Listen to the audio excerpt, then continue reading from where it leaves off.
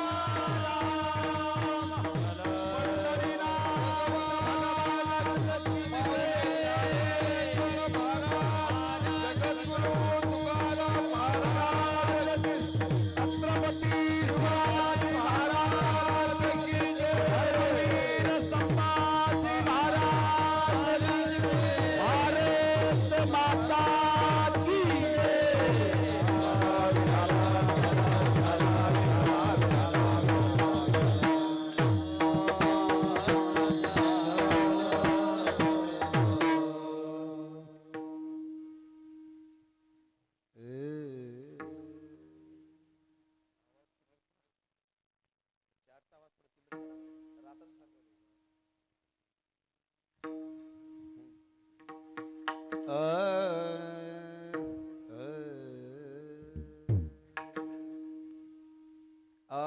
पवित्र सोहळे एकतीच भूमंडळे त्यांचा आवडता दे अखंडित प्रेम भाव तीच भाग्यवंते सरते पुरते धनविते त्यांचा आवडता देव अखंडित प्रेम भाव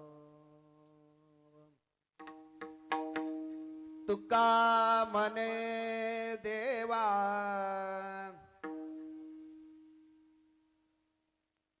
त्यांचे केल्या पावे सेवा त्यांचा आवडता देव अखंडित प्रेम भाव उद्बत्याचं नाही ते पोरं चहा करायला आत्ताच मंदिराच्या पलीकडे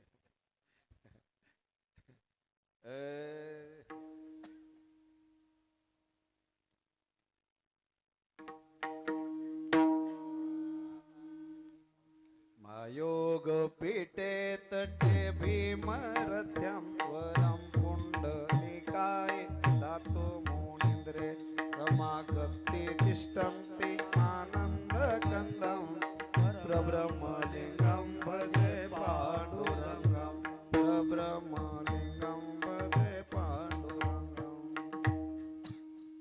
पाण्डुरङ्गा करू प्रथम नमन पांडुरंगा करू प्रथम नमन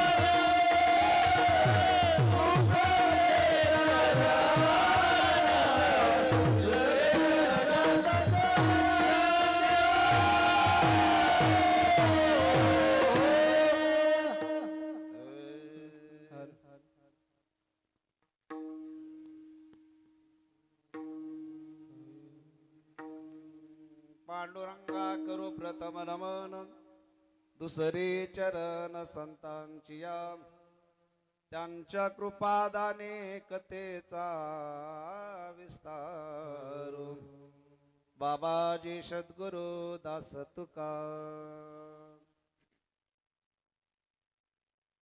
महाराष्ट्राची स्वामिनी माता तुळजाभवानी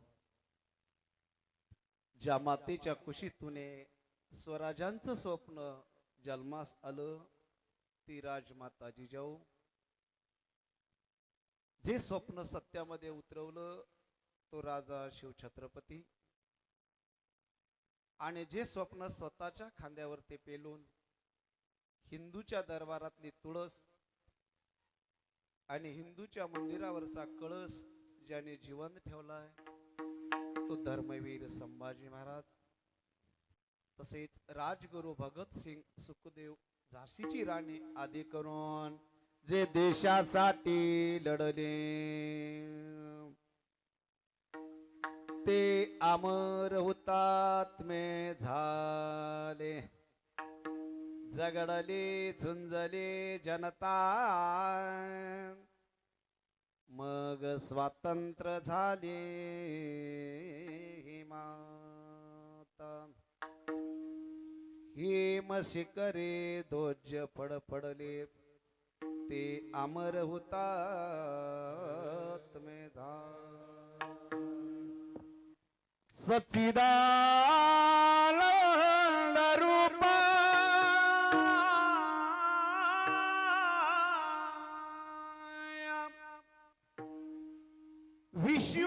विश्वोत्पत्त्या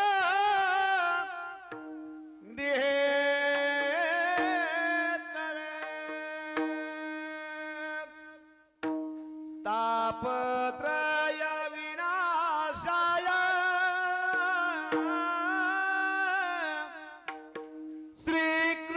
श्रीकृष्णाय वयं श्री अनंत मधुसूदन पद्मनाभा नारायणा जगव्यापका जनार्दन आनंदगना विनाशा करोनी विनवणे पायी ठेवी तो माता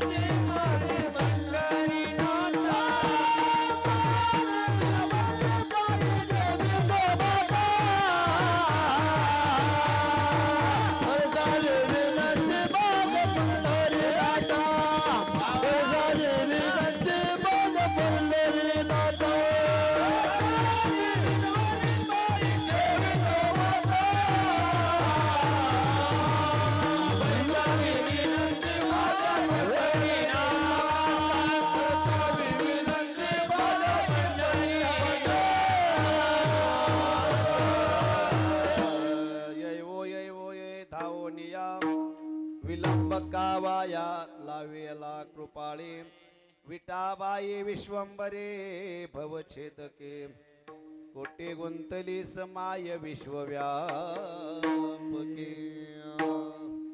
न करे हाताळ सावे रोहावया प्रगट कैचा दुरी अंतरु सेवे लागे सेवक झालो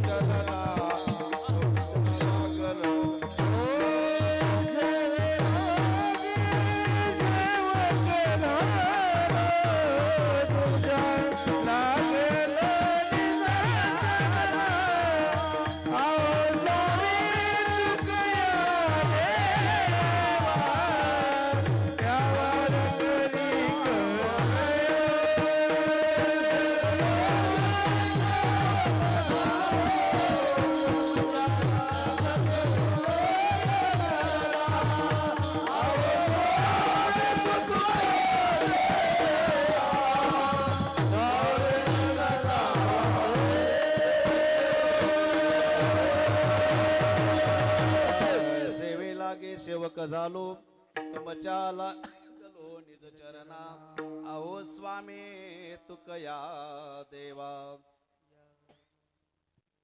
यावरी न करावा आवेरो. प्राप्त प्रसंगी कीर्तन रूपी सेवेसाठी निवडलेला अभंग जगदवंदनीय जगद्गुरु संत श्रेष्ठ तुकोबाराय यांचा आहे. या अभंगाच्या माध्यमातून जगद्गुरु तुकोबाराया मानवी जीवनाला एक अतिशय महत्वाचा उपदेश करून सांगतात. माणूस म्हणून जो जन्माला आलेला आहे त्याने जीवनात आल्याच्या नंतर या मुखाने कुणाचं वर्णन करावं, कुणाचं करू नये असं सांगितलं नाही. कुणाचं वर्णन करू नये, वरण नाही बर का. काय म्हणालो? हा वर्णन म्हणालो, नाही तर वरण म्हणचे ना, वरण नाही. कुणाचं वर्णन करू नये असं सांगितलं नाहीये, पण कुणाचं वर्णन करावं असं मात्र 100% सांगितलेलं आहे. बऱ्याच दिवसापासून येतो अंदाजे मला वाटतं हा 19 वर्ष काय तर चालू आहेत माझी. आणि 19 वर्षापासूनही एकाही वर्षी कट केला नाही, म्हणजे तारीख कट केला नाही. त्याच्याबद्दल एकदा टाळ्या वाजवा. आणि मी भरपूर मोठे मोठे बलाढ्य असे खूप पैसा खर्च केलेले कार्यक्रम केलो बर काय, नाही असं नाहीये, नाही असं नाहीये. पण गावही लहान असून एवढे गायक आणि एवढे वादक जमवणार हे मर्द गाव म्हणजे माझ्या जीवनातलं पहिलं गाव आहे. दुसरी गोष्ट आहे का, आता जे पकवाज वादक आहेत, पकवाज वादक आहे, आता खरं पाहिलं तर यायचं वय बिड्या ओढून वट्यावर बसायचंय बर का. बिड्या ओढून वट्यावर बसायचं, राग मानू नका बर काय. पण महाराज हातामध्ये एवढा गोडवा आहे, एवढा गोडवा आहे. एक सांगू का, किती बोल वाजवता याला किंमत नाही, किती बोल तुम्ही ठेक्यावर वाजवता याला किंमत आहे, याला किंमत आहे. आणि एक सांगू का, तुमच्या गावाकडे म्हणतात का नाही मला माहित नाही, पण आमच्या गावाकडे म्हणतात जुनं ते म्हणतात का इकडे. आमच्याकडे जेवण पाणी पितेत, तुमच्याकडे जेवण झाल्यावर पितेत का? सारखंच आहे. आणि ऐका, यांचाच हात पकडून एक तर वाजवायचा गुण आहे आणि दुसरा गुण म्हणायचा सुद्धा आहे महाराज. आणि अशा भीष्माचार्यांच्या पुढं आता जे टोटल वाजवणारे आणि म्हणणारे उभे आहेत बर का. कोणाचं तरी नाव विसरून राहील तर पुन्हा अडचण नको म्हणून एकाच शब्दात बोलतो की जेवढे जे लोक आहेत ना महाराज, तर तुमच्या इथे किती पैसे घेतात मला माहित नाही, आता मजा होऊनच धरतो समजा. एवढे गुणवान या कुठल्याही गायकाला बाहेर गेल्याच्या नंतर एका दिवसाला 1,500 रुपयाच्या खाली एकही गायक नाही. तरी प्रेमापोटी एवढी मंडळी जमते. मी जेव्हापासून येतो तेव्हापासून ही सर्वच मंडळी इथे उभी राहते महाराज. हे कशामुळं, तर तुमच्या गावच्या प्रेमा खातर. कशामुळं? प्रेमा खातर बर काय, बाकी काही नाही. फक्त तुम्ही तोंडाने गोड बोलता आणि त्या दोन बोललेल्या गोड शब्दामुळं तुमच्या इथं एवढा सुंदर कार्यक्रम होतो. म्हणून एकदा तुमच्या नावाने तुम्हीच टाळी वाजवा. संपलं कीर्तन, आता बंद करतो, नाही सुरू करतो बर काय. कीर्तनाला आता सुरुवात करतोय. जवळजवळ 10:15 वाजले अंदाजे. 10:30 वाजले, इथून पुढे 2 तास. बरं आहे की सासऱ्याची बैल अवतार लावल्यासारखं. असं आहे का, बघू. या अभंगाच्या माध्यमातून जगद्गुरु तुकोबाराय कोणाचं वर्णन करावं हे सांगतात. जगताच्या पाठीवरती 4 वर्ग आहेत. पहिला वर्ग आहे, त्या पहिल्या वर्गाला पूजनीय असं म्हणतात. आणि दुसरा जो वर्ग आहे त्या दुसऱ्या वर्गाला माननीय असं म्हणतात. आणि तिसरा जो वर्ग आहे त्या तिसऱ्या वर्गाला त्याजनीय असं म्हणतात. आणि चौथा जो वर्ग आहे त्या चौथ्या वर्गाला वर्णनीय असं म्हणतात. काय म्हणतात? वर्णनीय असं म्हणतात. मला बऱ्याच दिवसापासून सर्दी झाली बरं काय. हा, सर्दी झाली तरी आलो, म्हणजे तुमच्यावर उपकार नाही, पैशासाठी आलो, टेन्शन घेऊ नका. ऐका, तरी गायक मंडळी सारे एकदम चांगले आहेत आणि सगळे ओळखीचे आहेत, पाहुणे रावळे. मी किती जरी बेस्वरातून बाहेर गेलो तरी ते स्वरात ओढून आणतात, मला खात्री आहे. असं आहे का. पहिला जो वर्ग आहे जगतामध्ये त्या वर्गाला पूजनीय म्हणतात. त्या वर्गाला काय म्हणतात? पूजनीय म्हणतात. आता पूजनीय जगताच्या पाठीवरती कोण आहेत? जगताच्या पाठीवरती कोण आहेत? जगताच्या पाठीवरती सोडा, पण आपल्या घरामध्ये आपली आई आणि आपला बाप म्हणा किंवा पिता आणि आपला वडील भाऊ, आपल्यापेक्षा लहान असलेली बहीण आणि आपल्यापेक्षा मोठी असलेली सासू ही व्यवहारामध्ये पूजनीय आहे.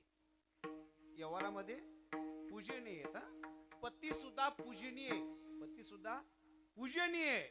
मग हा झाला व्यवहारातला पूजनीय. आणि या पूजनीय मधून जे बाहेर गेलेत, जे राजकारणात नाहीत, पण ज्यानं या राज्याची घडी बसवली, अशी काही लोक पूजनीय आहेत. त्यामध्ये अहिल्याबाई होळकर ही पूजनीय आहे. राणी लक्ष्मीबाई ही पूजनीय आहे, ही पूजनीय आहे.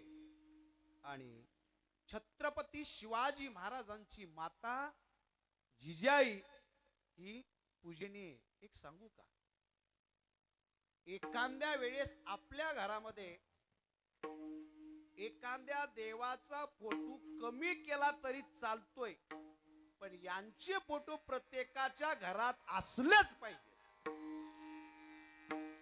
यांचे फोटो प्रत्येकाच्या घरामध्ये असले पाहिजेत. का? यांनी जगाच्या पाठीवरती या पुरुषातली मर्दांगी जागी करून दिली. एक, आया बहिणीच्या कुंकवाचं रक्षण केलं. 2, म्हणून ही जगतामध्ये पूजनीय आहे.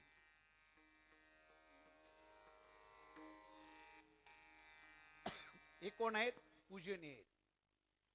आता प्रत्येक पूजनीय आहेत असं जर मी म्हणत असेल, त्यांची पूजा का करावी? ज्यांची मी नावं घेतलं, राजगुरू असेल, भगतसिंग असेल, सुखदेव असेल, हे देव आहेत का नाही मला माहित नाही, पण हे देवापेक्षा एक आणाही कमी नाहीत. कारण यांच्याच मुळे हा परमार्थ टिकून ठेवला, म्हणून याला पूजनीय शास्त्राने मानलेली आहे. धन्य धन्य थोराई शिवरायाचे जिजाई,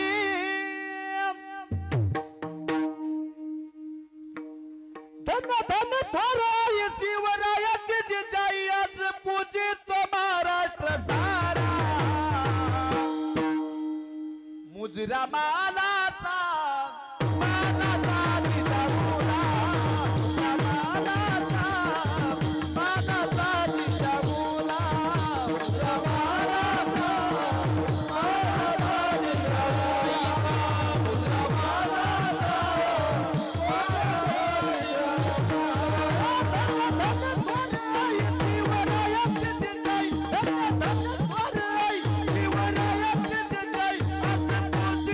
महाराष्ट्र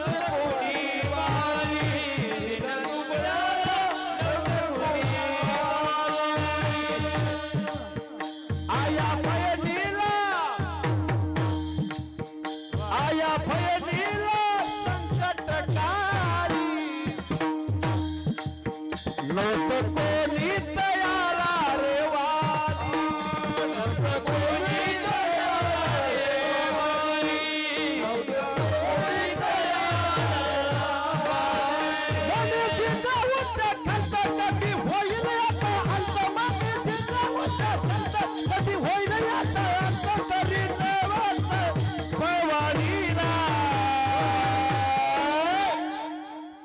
मुजरा मुजरा मुजरा मुजरा मानाचा मानाचा जिजा मुजरा मानाचा मानाचा जिजा मुजरा मुजरा मानाचा मानाचा जिजा मुजरा मानाचा मानाचा जिजा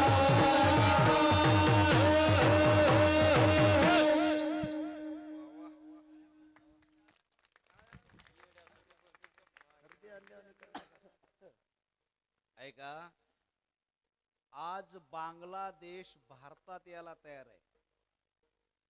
आज बांगलादेश भारतात यायला तयार आहे आणि भारतातले जेवढे हिंदू आहेत ना, हिंदू जी हाल छत्रपती शिवाजी महाराज जन्माला येण्याच्या अगोदर होत होती, ती हाल आज बांगलादेशामध्ये आज चालू आहे. आज आत्ता.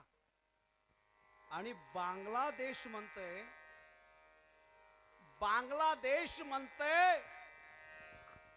फक्त एक दिवस भारताचा गेट खुला करा आणि भारतातल्या हिंदूला सुद्धा कापल्याशिवाय राहणार नाही.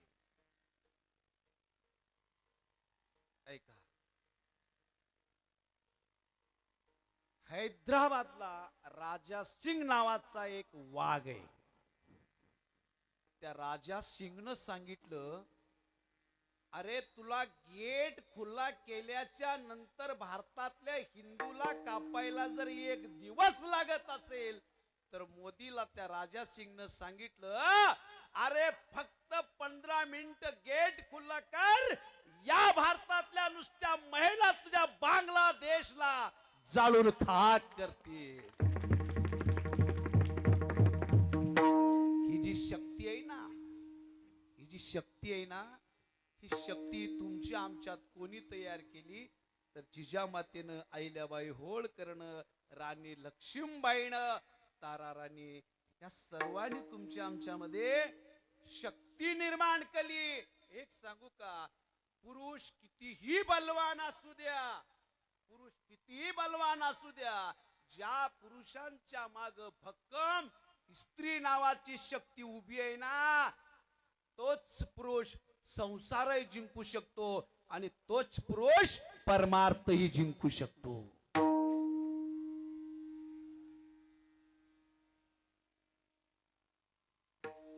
वाघ आहे ना, वाघ माहित आहे का? वाघ कोण कोण पाहिल्या वाघ सांगा बरं. कोणीच नाही ना? चित्रावरी तरी पाहिल्या ना? पाहिल्या ना? अख्खं जग म्हणते पुरुषा शक्ती जास्त आहे. बरोबर आहे ना? पुरुषा शक्ती जास्त. माहित नाही? घाबरू नका काही म्हणत नाही. अख्खं जग म्हणते पुरुषा शक्ती जास्त आहे. वाघाला अख्खं जग घाबरते. बरोबर आहे ना? वाघाला अख्खं जग घाबरते, पण वाघाची वाघीण कुठे घाबरते का? घाबरत नाही का?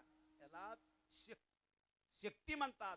आणि ज्या माय माऊलीनं तुमच्या आमच्या शक्ती दिली, ते पहिला वर्ग या भारतात पूजनीय.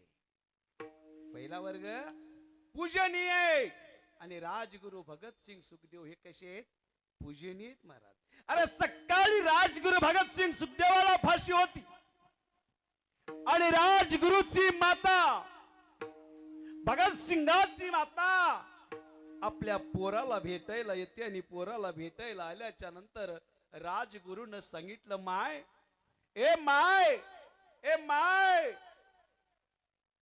तू माझ्या डोळ्यापासून बाजूला होय. माय का?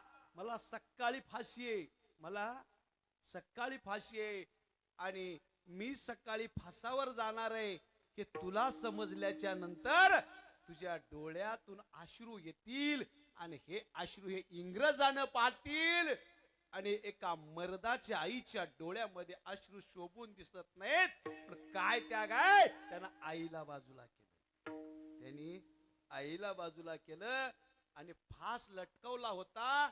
उरली होती फक्त अर्धा तास.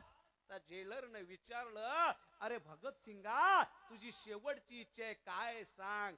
भगत सिंगानं सांगितलं, शेवटची इच्छा माझी एवढीच आहे, मला थोडस खुल्ला करा. आणि जेव्हा भगत सिंग राजगुरूला खुल्लं केलं तेव्हा राजगुरू भगत सिंग बैठका काढीत होता आणि जेलरनं विचारलं, अरे तुला तर आता मरायचंय, तुला तरी आता मरायचंय, मरणारा माणूस हा व्यायाम करतोय. म्हणून जेलर हसला आणि जेलरला माझ्या राजगुरू भगत सिंग सुखदेवानं सांगितलं, अरे तुझ्यासारख्या नालायक माणसाला या भारत देशातली, या भारतातल्या भूमीतली काय धर्म नीती कळणार नाहीये. मी का वर्जिश करतोय. मी मरणार आहे मला माहित आहे, मी मरणार आहे मला माहित आहे, पण मी का वर्जिश करतोय. अरे इथल्या देवाला आणि इथल्या मातेला सुकलेलं फूल आवडत नाही. फासावर जाणारा भगत सिंग अरे मरता नाही हसत मेला पाहिजे, मरता नाही बलवान असला पाहिजे, म्हणून वर्जिश करतोय. आणि फाशी पाहिली, डोळ्यानं फाशी पाहिली आणि डोळ्यावरती जेव्हा काळ कापड टाकण्यात आलं त्यावेळेस त्या फाशीकडं भगत सिंगानं पाहिलं आणि भगत सिंगानं सांगितलं, हे माझं जे मन आहे ना, माझं जे मन आहे ना, हे माझं मन मी कुणाला दिलं नाहीये, माझं मन मी कुणाला दिलं नाहीये. माझं जे मन दिलंय ना या धरती मातेला दिलंय. ज्याला मन दिलंय त्याच्यासाठी माझा प्राण देईन. हे भगत सिंगाचे वाक्य. दिल दिया है जान भी देंगे ए वतन तेरे लिए और जिएंगे